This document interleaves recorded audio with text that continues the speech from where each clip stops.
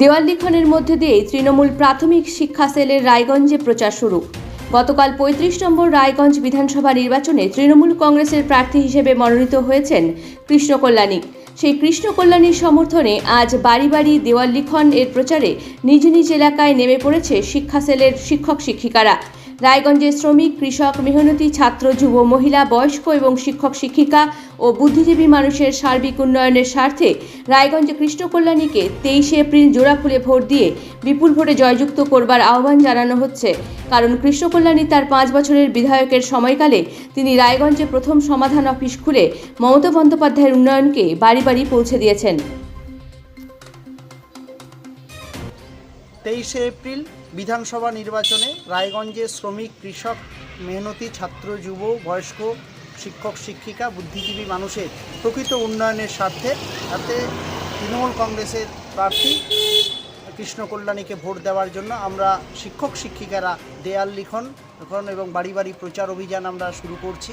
কারণ আমরা জানি যে কৃষ্ণ কল্যাণী 5 বছর ধরে সমাধান অফিস খুলে তাহলে রায়গঞ্জের যে প্রত্যেকটি মানুষের সে মমতা বন্দ্যোপাধ্যায়ের সমস্ত উন্নয়নগুলোকে বাড়ি বাড়ি পৌঁছে দিয়েছে। রাস্তাঘাট যেভাবে করে সুন্দর হয়েছে, ড্রেনেজ ব্যবস্থা সুন্দর হয়েছে, লাইট থেকে শুরু করে প্রত্যেকটি মানুষের জীবনযাত্রার মানের উন্নতি ঘটেছে রায়গঞ্জের প্রকৃত উপকার এবং সমাজসেবী মানুষ যিনি দিবারাত্র পরিশ্রম করে প্রত্যেকটি মানুষের জন্য কাজ করেন, তাই জন্য বিভিন্ন সমস্ত দলমত নির্বিশেষে কাজ করেন। তাই কৃষ্ণ কল্যাণ একজন সমাজসেবী মানুষ, আর সমাজসেবী মানুষের স্বার্থে যাতে আমরা শিক্ষক শিক্ষিকারা আহ্বান জানাচ্ছি সাধারণ মানুষকে আজকে যেন 23 এপ্রিল কৃষ্ণ কল্যাণীকে জোড়া ফুলে ভোট দিয়ে বিপুল ভোটে জয়যুক্ত করবেন এবং রায়গঞ্জের প্রকৃত উন্নয়নের পাশে দাঁড়াবেন।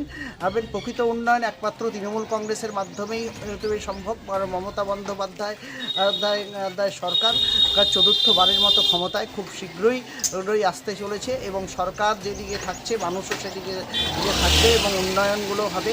এবং শিক্ষক শিক্ষিকারা নিজস্ব পেশাগত দিক থেকেও তৃণমূল কংগ্রেসকে চাইছেন।